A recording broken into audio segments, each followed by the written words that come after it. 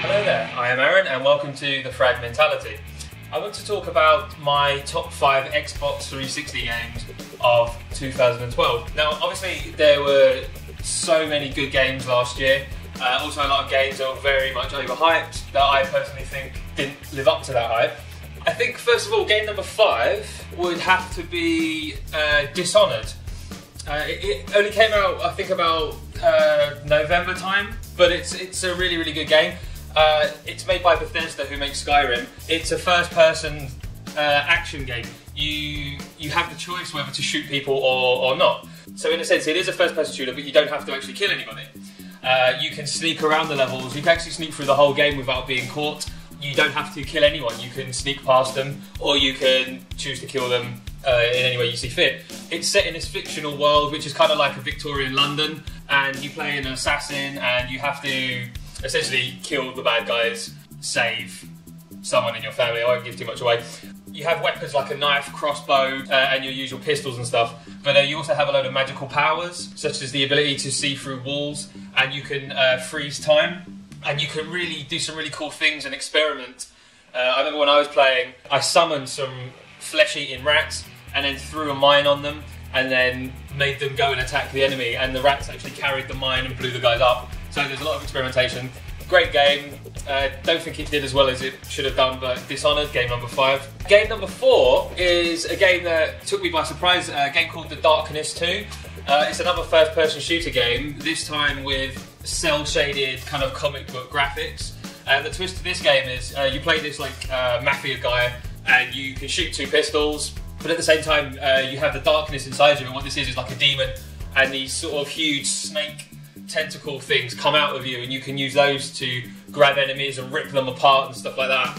I never played the first game, but this one really took me by surprise, and I thought it was fantastic. You know, it was one of the highlights of the year for me actually. I played it through and was intrigued by the game very much, so I hope they make a third game. Game number 3, I would probably have to say Sleeping Dogs. Sleeping Dogs is kind of like a Grand Theft Auto type game set in Hong Kong. You have a massive open world to explore. You side with Chinese, I say Chinese mafia, forget what they're called now, and you also work for the police as well, so you do sort of good and bad missions. Lots to do, lots of secrets to find. It's got a fantastic fighting system, probably one of the best around actually. Plays a bit like Batman, Arkham City and Arkham Asylum. Lots of attacks to unlock. It's got a great shooting mechanism, and there's driving levels, motorbike racing levels and stuff like that.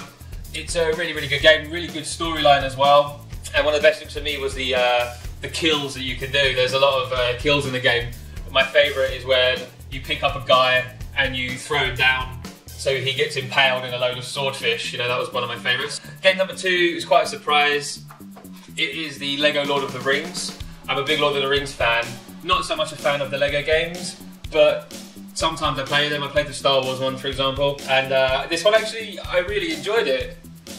Probably because I'm a fan, I enjoy playing through the familiar locations in the game, from the film. I really like what they've done. They sort of got Middle-earth and shrunk it down, so you could explore sort of in the free play mode.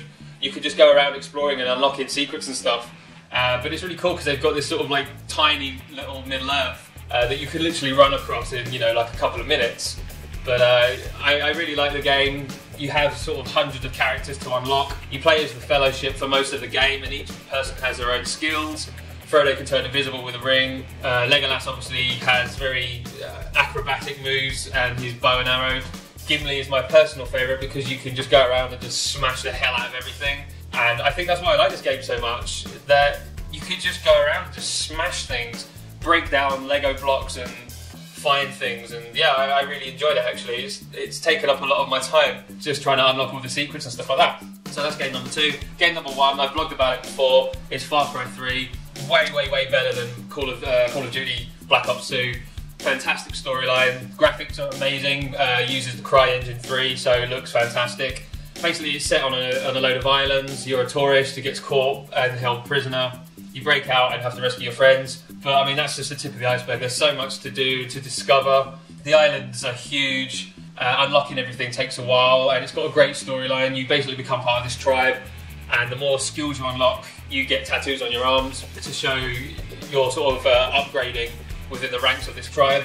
Yeah, it's a first-person shooter, but it has sort of a lot of stealth elements in it. You can't, or you can, just go in all guns blazing, but you're probably more likely to die. There's a lot of tactics involved. Setting a fire, for example, in a nearby forest will distract the guards so you can sneak in and kill them with your machete. A lot of planning when you attack. You don't just go in and throw grenades and stuff. You can hunt animals, hunt tigers and bears and things to get their skins, and you can upgrade your equipment and stuff. The online's great. The campaign will probably take about 15 to 20 hours. I am personally going through it a second time to get extra secrets and things. Lots of replay value, and it's a lot of fun too. There we are, that's my top 5 Xbox games of 2012. Hopefully there will be a similar caliber this year. Thank you for listening. If you have any comments, or if you disagree with what I say, if you're a Call of Duty fan and you think that should have been in my top 5, let me see some comments. I've been Aaron, and you've been watching The Frag Mentality.